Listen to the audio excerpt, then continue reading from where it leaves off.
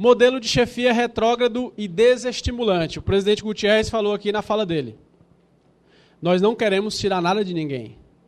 O nosso projeto, na verdade, é para trazer alguma coisa. Porque nós não podemos ficar mais da mesma forma. Eu estava lendo um trabalho que fala sobre carreira única. E normalmente quando você faz um trabalho científico, você bota uma citação lá, né? E o cara botou uma citação lá. Insanidade é querer resultados diferentes fazendo a mesma coisa. Então o que é que nós estamos procurando? Fazer diferente, para se ter resultados diferentes. Tá certo? Então, nessa perspectiva aqui, como que acontece hoje no nosso modelo de chefia atual?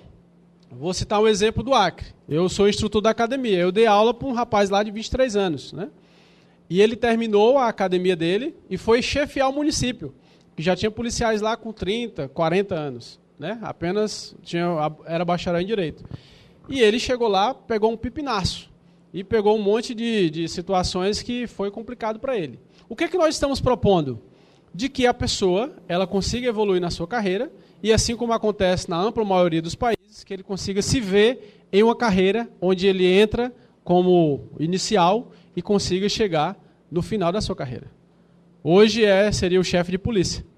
Então, isso aí também vai resolver a questão da Polícia Civil. Nós estamos trazendo uma proposta onde o profissional ele seja parte de um processo e a gente vai ver que a questão das promoções elas são complexas, não são tão simples e vai permitir que o cara evolua a cada dia. Tá certo? Então, nós entendemos que precisa ser aperfeiçoado o modelo. Ok? Vamos lá. E aí, onde é que entra essa questão de eficiência, né? A gente colocou aqui já é uma parte da minuta, tá certo? Seção 2 das diretrizes. Nós temos aqui o parágrafo 3º, eu vou citar, só pincelar alguns aqui com vocês. As atividades desempenhadas pelo policial civil observam as seguintes diretrizes. Atendimento imediato ao cidadão. Se você for olhar lá no SUS, eles copiaram da gente, tá? Porque a nossa minuta está pronta antes, né?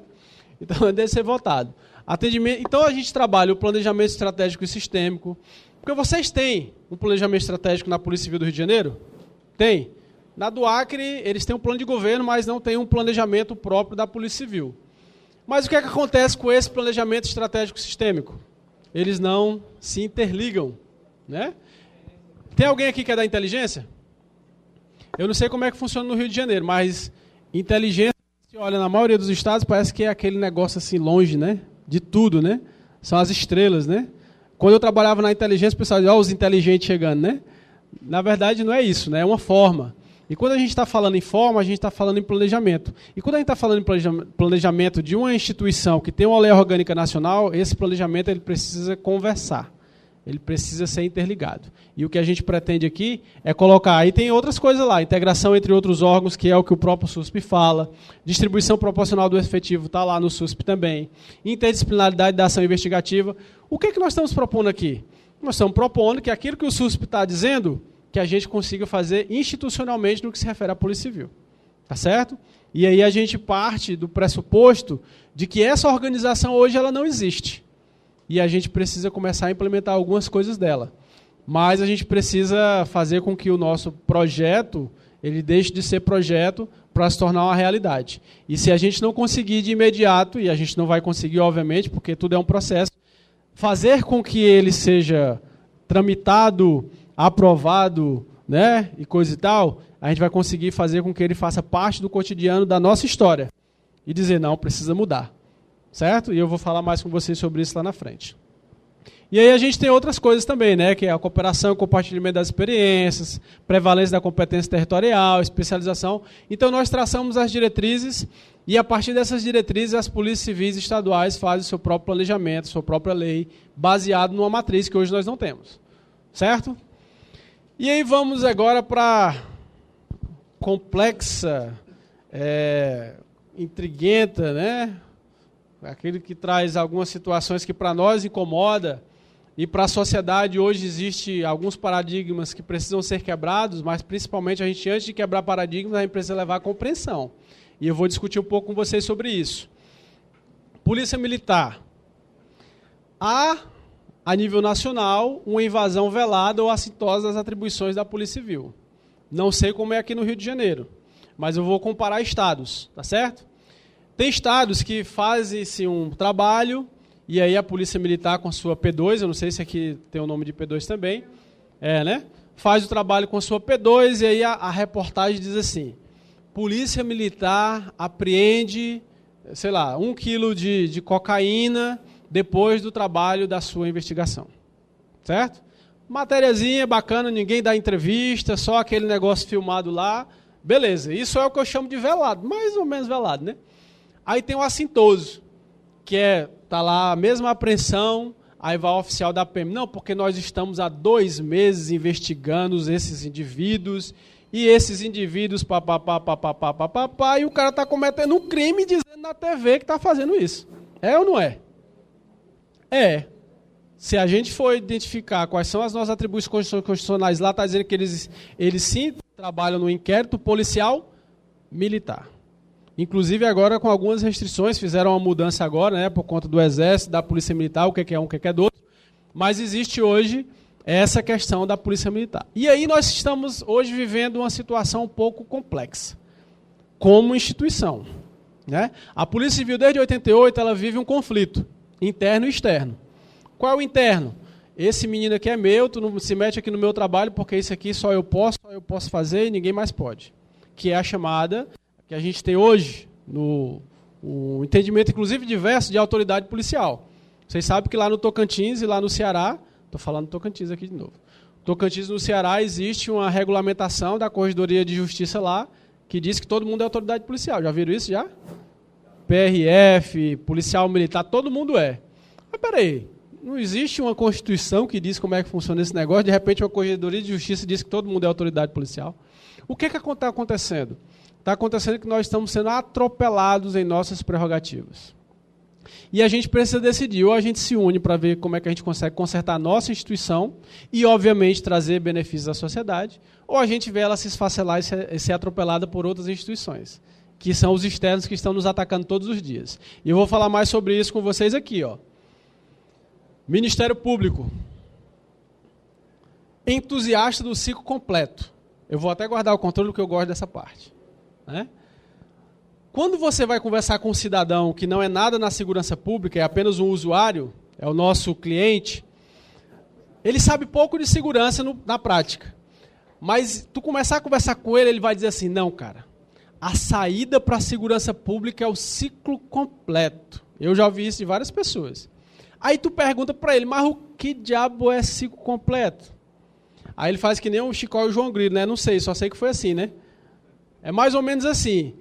Não existe um entendimento, mas hoje ficou institucionalizado na sociedade como se fosse a saída para os nossos problemas de segurança pública. Não sei se vocês já participaram de algum debate, alguma audiência pública. Eu tive a oportunidade de participar como aquele que vai falar também. Quando eu cheguei lá, cara, era só policial militar. Eu falei assim, pronto, vou apanhar aqui, né? Como é que eu vou falar contra o ciclo completo se aqui só tem estrela? Mas eu vou lá, vamos ver minha hora, né? Aí eu vi lá os caras dizendo que teve ciclo completo e tal. Aí quando eu peguei o microfone, eu falei assim, eu acho que o ciclo completo é um tiro no pé. Aí sabe aquela hora quando todo mundo vira assim para ti? Explica, né? Simplesmente o que eu falei lá e o que eu venho falando. Eu disse logo no começo que a Polícia Civil ela é extremamente o quê? Ineficiente nas nossas atribuições. Pergunto para vocês, a Polícia Civil pode fazer ostensivo? Pode ou não pode? Pode. Pode. A Polícia Civil pode fazer ostensivo. Mas, mantendo todas as variáveis tranquilas, que na segurança é meio que impossível, nós não fazemos. Pelo menos eu já... O Acre ele vive antes de 2014 e depois de 2014. Né? A nossa realidade mudou totalmente nos últimos 3, 4 anos. Mas nós, na prática, não fazíamos, vez e outra, uma operaçãozinha e tal, mas fardado, né? Do jeito que o senhor falou. Mas na prática nós não fazíamos. E por que nós não nos dedicamos a isso? Se nós temos o ciclo completo? Vou repetir. Porque nós somos extremamente ineficientes naquilo que é nosso, a rigor, as prerrogativas constitucionais. Agora eu pergunto para vocês, a Polícia Militar, e eu não estou falando mal de profissional nenhum aqui, até porque está gravando, né? A Polícia Militar é eficiente na prevenção do crime? Então, para ver se eu entendi, o ciclo completo é a saída para a segurança pública. E a gente enxerga uma polícia civil ineficiente que tem a prerrogativa de fazer o ciclo completo, mas não faz.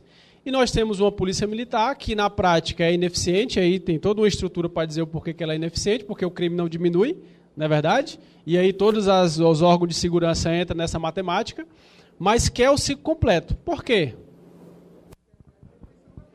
Eu vou mostrar para vocês, fora da câmera aqui.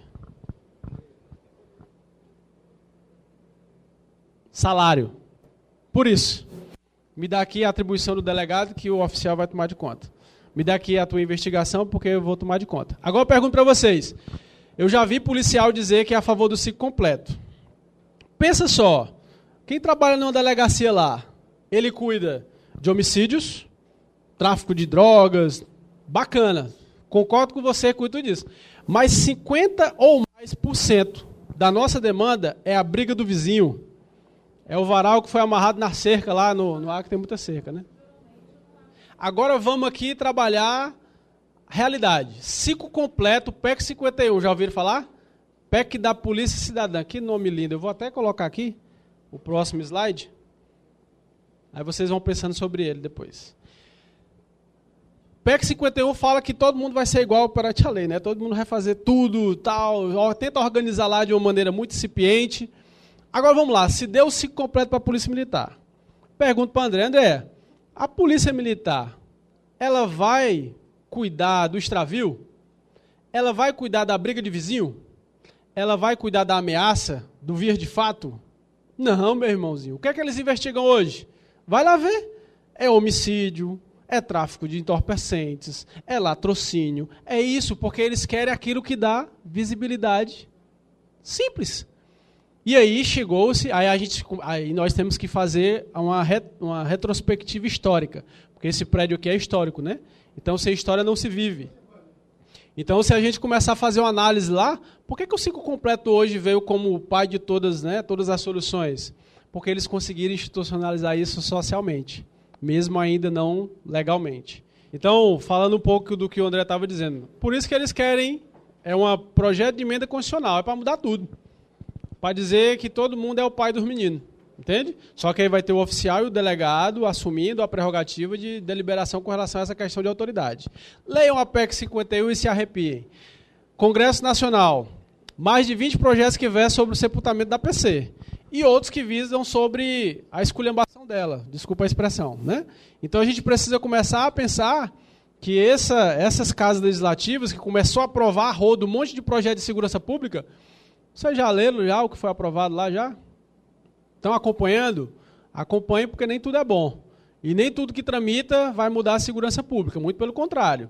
Então a gente precisa ter esse conhecimento e por isso o trabalho do Sindipol Rio de Janeiro, que já tem sido para nós uma referência a nível nacional, no que se refere a dar publicidade a isso, a tratar isso com a sua categoria para nós, essa experiência aqui de estar aqui é fantástica. Porque vocês precisam começar a ser entusiastas, assim como ter os entusiastas completos, começar a ser entusiastas de uma proposta que é efetivamente dos policiais civis. E que efetivamente também traz melhorias na forma de atuação da Polícia Civil. Tá certo? Vou dar um exemplo. Nós temos hoje dificuldades no que se refere a isso aqui. Vocês já viram, são quase 300 páginas, mas o relatório do Código de Processo Penal, a reforma dele, não é uma coisa boa, não. Não é. Tem que se discutir muita coisa lá, mas se a gente for observar lá, nós vamos ser diminuídos, e eu não estou falando da categoria policial civil como um todo, eu estou falando só dos escrivães, dos oficiais de cartório, né? Dos oficiais de cartórios, investigadores, que a gente vai ser. Vou dar um exemplo, lá a lei orgânica do Sindicato do Pará, do Estado do Pará, da Polícia Civil, trata a autoridade policial e agente da autoridade policial. Então, algumas leis orgânicas já falam sobre isso quando o Código de Processo Penal fala autoridade policial.